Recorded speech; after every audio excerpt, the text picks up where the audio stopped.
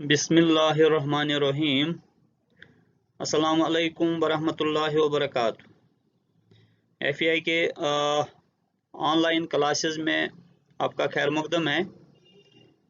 Class 8 के लिए ये लेक्चर है आज का।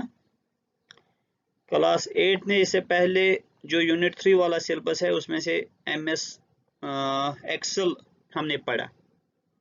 एमएस एक्सेल हमने कंप्लीट किया और उसके बाद कुछ लेक्चर्स हमने दिए जो 7th में था, उनका बेसिक्स इन क्यूबेसिक प्रोग्रामिंग लैंग्वेज के लिए एक इंट्रोडक्शन क्लास, एक इंट्रोडक्शन लेसन हमने पढ़ा और उसमें हमने बहुत सारे कुछ स्टेटमेंट्स भी किए। और उसके बाद जो क्लास 8 को अपना सिलेबस है यूनिट 3 में, इसमें एक और चैप्टर है selection and looping statements in QBasic. तो इसमें से इंशाल्लाह इस वाले लेक्चर में हम सिलेक्शन स्टेटमेंट्स पढ़ेंगे इसके क्यूबेसिक के। लेकिन उससे पहले कि हम इस टॉपिक पे आ जाएं, इससे पहले जो हमने प्रोग्रामिंग की है क्यूबेसिक में, वो आपने देखा होगा कि वो सारा उसमें सीक्वेंशियल लॉजिक चलता है। सीक्वेंशियल लॉजिक मीन्स जो भी हम प्रोग्राम्स उसमें हमने पढ़े, जो प्रोग्राम्स हमने किए, वो वन आफ्टर द अदर एक सीक्वेंस में चलता है उसका एग्जीक्यूशन।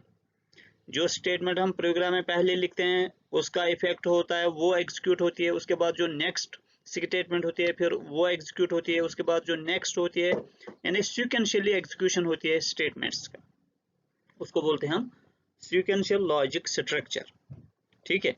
लेकिन अगर हम वो सीक्वेंस, आउट ऑफ सीक्वेंस हम चलना चाहते हैं, अगर हम चाहते हैं कि हम सिलेक्शन लॉजिक स्ट्रक्चर इस्तेमाल करें, यानी जब कोई सेट ऑफ इंस्ट्रक्शंस हमने किया उसके बाद हम जंप करना चाहते हैं या कहीं और पे कंट्रोल देना चाहते हैं इसके बरक्स के, उसके बाद जो नेक्स्ट सीक्वेंस में जो स्टेटमेंट है वो एग्जीक्यूट हो, उसको छोड़ के हम चाहते हैं कि हमारा जो कंट्रोल है वो दूसरी किसी जगह पे चला जाए, या हम चाहते हैं कि जो सीक्वेंशियली हम एग्जीक्यूशन जो होता है इसका प्रोग्राम का, हम पर्टिकुलर कोई कंडीशन जब वो सेटिस्फाई हो जाए तब पर्टिकुलर कोई सेट ऑफ इंस्ट्रक्शंस हम एग्जीक्यूट करना चाहेंगे, सेट ऑफ स्टेटमेंट्स। और अगर उसका उस डिसीजन का वैल्यू, उसका रिजल्ट अगर ट्रू है तो कोई एक सेट ऑफ इंस्ट्रक्शंस, अगर उसका वैल्यू ट्रू नहीं है तो कोई दूसरा सेट, यानी हम सीक्वेंस चेंज करना चाहेंगे किसी डिसीजन की बुनियाद पे, तो उस वक्त हम अपना कंट्रोल शिफ्ट कर सकते हैं दूसरे स्टेटमेंट, ब्लॉक ऑफ स्टेटमेंट्स पे या स्टेटमेंट पे। उसके लिए हमारे पास एक सेट ऑफ इंस्ट्रक्शंस होता है, एक सेट ऑफ स्टेटमेंट्स होता है जिसको हम बोलते हैं सिलेक्शन स्टेटमेंट्स। ठीक है, मैं एक बार फिर से रिपीट करूंगा। अभी तक हम जो क्यूबेसिक का अपना सिंटैक्स है, अपने रूल्स है, उसके हिसाब से ये प्रोग्राम्स बना रहे थे और वो सीक्वेंशियली एग्जीक्यूट होते थे जब हम एग्जीक्यूट करते थे वो प्रोग्राम। लेकिन अब अगर हम चाहते हैं कि हम सीक्वेंस को छोड़ के सिलेक्शन वाइज स्टेटमेंट्स को एग्जीक्यूट कर पाए अपने डिमांड के हिसाब से, अपने रिक्वायरमेंट के हिसाब से, तो हमें कुछ सिलेक्शन स्टेटमेंट्स इस्तेमाल करने पड़ते हैं एज पर आवर नीड। ठीक है, तो जो ये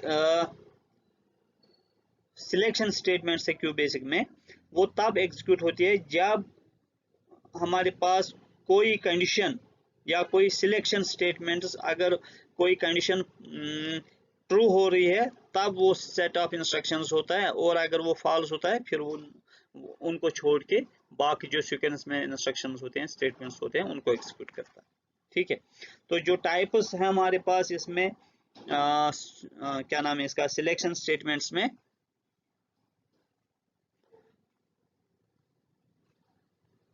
हम सीक्वेंशियल लॉजिक स्ट्रक्चर से जंप कर रहे हैं कहाँ,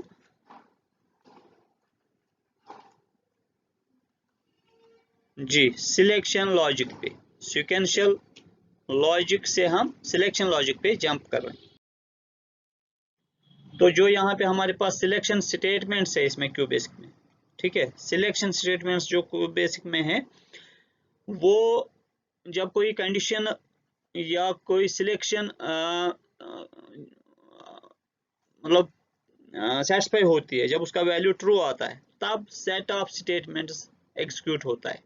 These statements let a set of commands to be executed only certain conditions have been satisfied। जब कोई वैल्यू हमारे पास ट्रू रहता है, जब तक वो ट्रू रहता है या कोई कंडीशन हमारी सेटिस्फाई होती है, तब हम कोई particular set of statements execute करना चाहते हैं, उनको जिन स्टेटमेंट से हम ऐसा कर पाते हैं वो हो गई सिलेक्शन स्टेटमेंट्स। ठीक है, तो जो हमारे पास सिलेक्शन स्टेटमेंट्स है क्यू बेसिक में, वो तीन तरह के हैं। नंबर एक, इफ देन स्टेटमेंट। ठीक है, इफ देन स्टेटमेंट ये एक है। दूसरा है इफ देन एल्स, और तीसरा है सिलेक्ट केस स्टेटमेंट। ठीक है, तो इनको हम एक एक करके अंडरस्टैंड करने की कोशिश करेंगे। ये देखिए इफ देन स्टेटमेंट, ठीक है, ये एक सिलेक्शन स्टेटमेंट है, इफ देन स्टेटमेंट। तो इसका सिंटैक्स यानी ये लिखने का तरीका क्या है क्यूबेसिक में जब हम प्रोग्राम लिखते हैं, वो ये है, इफ उसके बाद जो कंडीशन हम देना चाहते हैं, जो रिलेशनल ऑपरेटर का इस्तेमाल हम करना चाहते हैं, तो इफ वो कंडीशन हम यहाँ पे देते हैं, देन यानी अगर जो हम यहाँ कंडीशन दे रहे हैं अगर वो ट्रू है, तो अगर वो सेटिस्फाई हो रही है, तो ये स्टेटमेंट ऑफ ब्लॉक्स हो जाए जो यहाँ पे इसके बाद है, इफ के बाद। और अगर ये कंडीशन सेटिस्फाई नहीं हो रही है, अगर ये ट्रू नहीं हो रही है, फिर ये इससे बाहर, फिर ये वाला स्टेटमेंट ब्लॉक नहीं होगा, इसके बगैर यहाँ जब हम एंड इफ के बाद जो स्टेटमेंट होगी वो एग्जीक्यूट होगी तब।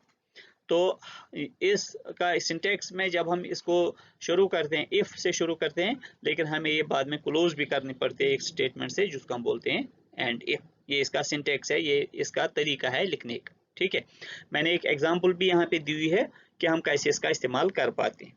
मिसाल के तौर पे हम एक छोटा मोटा प्रोग्राम यहाँ पे लिखते हैं, इनपुट एंटर अ नंबर। ये एंटर अ नंबर हमें मैसेज आएगी स्क्रीन पे, जो विद इन कोट्स है ये वहाँ पे मैसेज आएगी, और ये एक वेरिएबल हमने न्यूमेरिकल वेरिएबल इस्तेमाल किया है, तो ये हमसे एक नंबर पूछ रहा है, एक नंबर मांग रहा है। तो जब हम इस नाम की जगह जब हम इसको एग्जीक्यूट करेंगे, ये हमसे मांगेगा एंटर अ नंबर। जब हम वो नंबर देंगे तो उस नंबर को, जो उसका नंबर का वैल्यू है, वो यहाँ नाम जो वेरिएबल हमने लिया यहाँ पे लग जाएगा।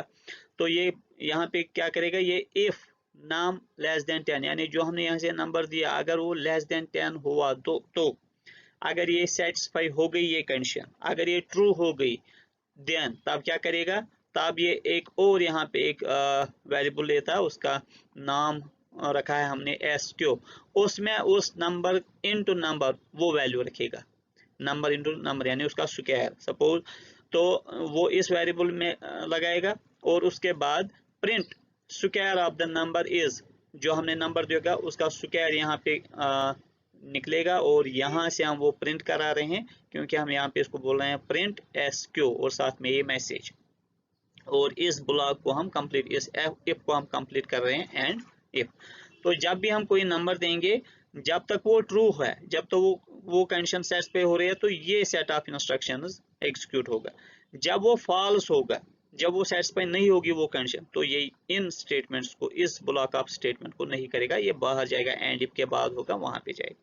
ठीक है, मिसाल के तौर पे अगर हम यहाँ पे जब ये एग्जीक्यूट करेंगे, अगर हम 4 दे रहे हैं, तो ये यहाँ पे लगाएगा, करेगा इंटरनली इफ 4 लेस देन 10, 4 है 10 से कम, है ना, तो ये यहाँ पे जाएगा, ये 4 इंटू 4 को 16 बनाएगा, उसको इस वाले मेमोरी यूनिट में डालेगा, और फिर प्रिंट पे जाएगा। यहाँ पे एक तो ये जो मैसेज हमने दिया इसको, और साथ में 16 यहाँ पे प्रिंट करेगा और कंप्लीट हो जाएगा। अब सपोज हमने यहाँ पे 15 दिया नंबर की जगह, जब हम ये पूछेगा हमसे एंटर नंबर, हमने 15 दिया, तो ये यहाँ पे जब जाएगा इफ 15 लेस देन 10, वो है नहीं, 15 से बड़ा है, तो ये बिल्कुल ये वाला ब्लॉक ऑफ इंस्ट्रक्शन जो है इसमें एंड इफ तक, इनको छोड़ के, इनको स्किप करके आगे जाएगा।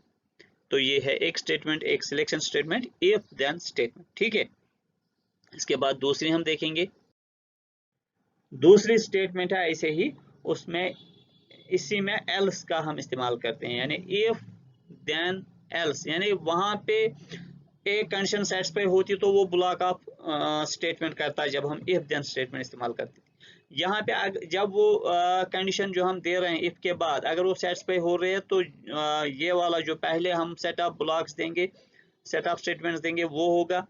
अगर वो सेटिस्फाई नहीं हो रहा है, अगर वो फेल हो रहा है, अगर वो फॉल्स हो रही है, अगर वो अनसेटिस्फाइड है, फिर जो एल्स के बाद सेट ऑफ ब्लॉक होगा, स्टेटमेंट ब्लॉक होगा, उसको वो एग्जीक्यूट करे। ठीक है, जैसे मैंने, और इसका लिखने का तरीका भी मैंने यहाँ पे सिंटेक्स दिखाया हुआ। इफ कंडीशन, अगर वो कंडीशन सेटिस्फाई हो रही है देन ये स्टेटमेंट ब्लॉक 1 एग्जीक्यूट होगा, और अगर ये कंडीशन सेटिस्फाई नहीं हो रही है तो यहाँ पे स्टेटमेंट ब्लॉक 2 एग्जीक्यूट होगा, ये ब्लॉक 1 स्किप हो जाएगा।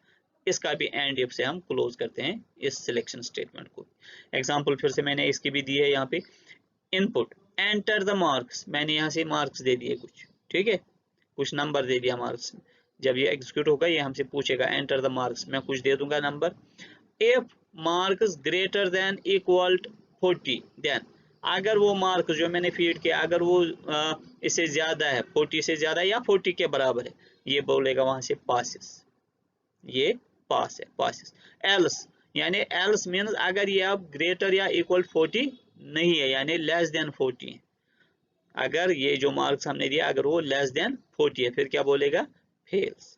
एंड यानी दोनों सूरतों में ये हमें इसके ट्रू कंडीशन पे, इसकी सेटिस्फाइड कंडीशन पे भी हम सेट ऑफ ब्लॉक्स करा सकते हैं, और इसकी फॉल्स कंडीशन पे भी स्टेटमेंट ब्लॉक नंबर 2 एग्जीक्यूट हो जाएगा।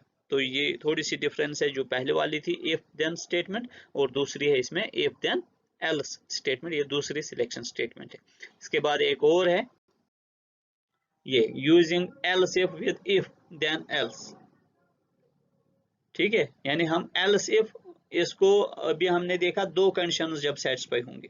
अब अगर हमारे पास ये इसी का थोड़ा सा इलाबोरेटेड सिंटेक्स है, अगर हम दो से ज्यादा कंडीशन उसको पहले चेक करना चाहते हैं, और जब तक वो सेटिस्फाई है तब तक पर्टिकुलर कोई सेट ऑफ ब्लॉक हो जाए, और जब वो फॉल्स हो जाए फिर लास्ट पे कुछ और सेट ऑफ ब्लॉक, जैसे हमने यहाँ पे दिया इफ कंडीशन 1 देन, अगर पहली कंडीशन ट्रू है तो ये सेट ऑफ ब्लॉक्स करें। एल्स इफ, अगर ये पहली कंडीशन नहीं है तो दूसरी कंडीशन चेक करो, ये मत है, अगर दूसरी कंडीशन सेटिस्फाई हो रही है फिर ये वाले स्टेटमेंट्स करो ब्लॉक 2 के। अगर ये भी नहीं, फिर इसके बाद देखो ये कंडीशन मत सेटिस्फाई हो रही है, अगर ये सेटिस्फाई हो रही है तीसरी कंडीशन तो ये सेट ऑफ ब्लॉक्स करो। अगर ये भी नहीं हो रही है एल्स, फिर ये वाला सेट ऑफ ब्लॉक, यानी 3 कंडीशंस पहले यहाँ पे चेक करेगा। इसी तरीके से इसमें कोई लिमिट नहीं है, हम 3 से ज्यादा भी इसमें कंडीशंस दे सकते हैं। ये हो गया है एल्स इफ का इस्तेमाल जब हम करते हैं इफ देन स्टेटमेंट, ठीक है। जैसे कि मैंने इसमें भी यहाँ पे एक प्रोग्राम एग्जांपल के लिए दिया है, ये आप देखिए, input enter the name of movie, आप किसी मूवी का नाम दे दिए, क्योंकि ये स्ट्रिंग वेरिएबल है, यानी इसमें हमने न्यूमेरिक नंबर नहीं देना है, न्यूमेरिक वैल्यू नहीं देना, हमें कोई स्ट्रिंग वैल्यू देना है इसमें, इसलिए हमने इसके लिए स्ट्रिंग वेरिएबल इस्तेमाल किया, यानी $, हमने इस्तेमाल किया। तो उसके बाद दूसरी एक स्टेटमेंट हमने फीड किया इनपुट के लिए, इनपुट एंटर द स्टार्स, हम ये भी स्टार्स यानी जो एस्टेरिस्क साइन है वो हम इसमें देने, और वो भी नंबर नहीं है, वो भी अल्फाबेटिक या कोई स्पेशल कैरेक्टर है, इसलिए उसको भी हम एक स्ट्रिंग वेरिएबल दे रहे हैं $, ठीक है। तो उसके बाद इफ $, यानी जो हमने यहाँ स्ट्रिंग में दिया होगा, सपोज 1 स्टार दिया होगा, ये यहाँ से पूछ रहा है एंटर द स्टार्स, हमने 1 स्टार दिया, 2 स्टार दिया, 3 स्टार क्या दिए, इफ $, इक्वल टू, अगर वो 1 स्टार के बराबर है ऐसे, देन तब क्या बोलेगा, प्रिंट बैड, यानी इसकी रेटिंग बैड है, सपोज हम इसकी रेटिंग देख रहे हैं तो बैड है, ये ज्यादा नहीं चल रहा है। अगर 2 stars else if $, equal to double star, अगर हमने 2 स्टार दिए तब क्या बोलेगा, नॉर्मल, प्रिंट नॉर्मल। अगर हमने 3 स्टार्स दिए तब क्या बोलेगा, good.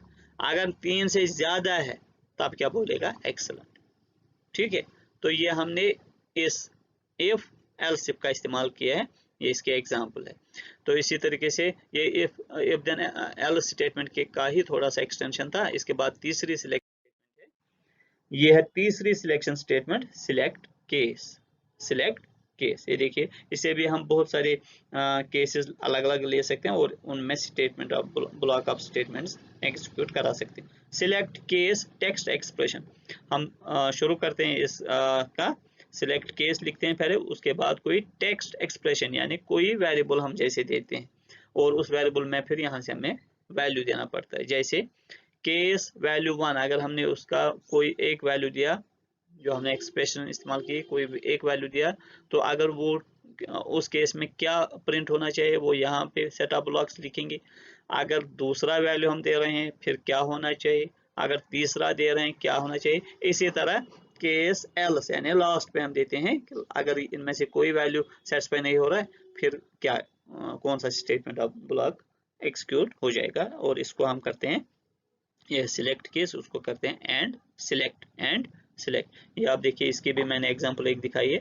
Input enter the day of the week 1 to 7, आप 1 से 7 तक कोई नंबर दीजिए, हफ्ते का कोई दिन। 1 दीजिए, 2 दीजिए, 3 दीजिए, कोई दीजिए इसमें से। डी, और उसमें ये किस वेरिएबल में रखेगा, डी वाले वेरिएबल में, ठीक है। यानी यहाँ टेक्स्ट एक्सप्रेशन अब क्या है, D. Select case D, D को ये सिलेक्ट करेगा। अगर हमने यहाँ 1 दिया, केस 1 पे क्या होगा, प्रिंट संडे, ये वहां से बताएगा ये संडे। 2 दिया, ये बताएगा मंडे। 3 दिया, ये बताएगा ट्यूसडे। ऐसे ही जब 7th पे पहुंचे ये बताएगा सैटरडे। अगर हमने इसके बगैर कुछ दिया ये बताएगा रॉन्ग एंट्री। केस एल्स, उसमें क्या बताएगा ये, यानी जब हम कोई वैल्यू देंगे पहले ये 7 जगह पे 7 केसेस में उसको देखेगा सेटिस्फाई कहाँ पे हो रहे हैं। अगर कहीं पे सेटिस्फाई नहीं हो रहा है फिर यहाँ पे जाएगा, बोलेगा रॉन्ग एंट्री, और इस तरीके से हम इसको एंड कर सकते हैं और ये प्रोग्राम का एंड, ठीक है। तो इस तरीके से हम सिलेक्शन स्टेटमेंट्स का इस्तेमाल करते हैं क्यूबेसिक में। मुझे उम्मीद है कि आपको ये समझ आया होगा और आपने डाउनलोड किया होगा क्यूबेसिक को, और आप वहाँ पे एक तो ये प्रोग्राम्स ट्राई करोगे, कोशिश करोगे एग्जीक्यूट करने की, और उसके साथ साथ कुछ और प्रोग्राम्स सिलेक्शन स्टेटमेंट्स के हवाले से आप करेंगे। खुदा हाफिज, अल्लाह ब्लेस यू, स्टे सेफ, अस्सलाम वालेकुम वरहमतुल्लाह।